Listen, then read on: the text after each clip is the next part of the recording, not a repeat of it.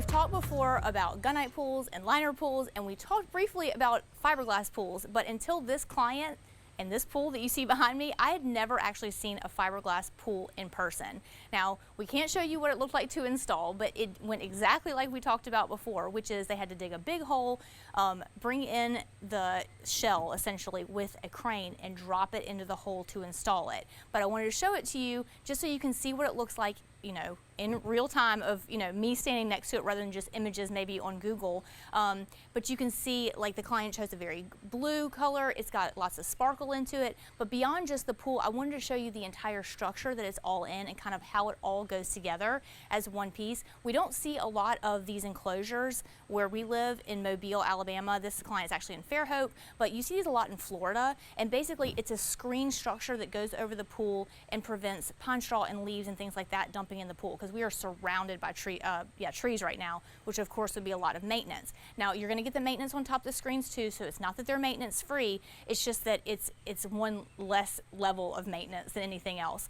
You can also see that around me there is a concrete wall. These were poured by a concrete company that's local here called Foxcrete. It's just a really beautiful project overall, and I just wanted to show you guys how all of these things can come together to create a really great outdoor space for you and for, of course, this client as well. I'm going to squat down and show you guys a little more detail of the fiberglass pool. It's like any other pool in that it does have levels. They bring in, you know, you have a sun ledge right here.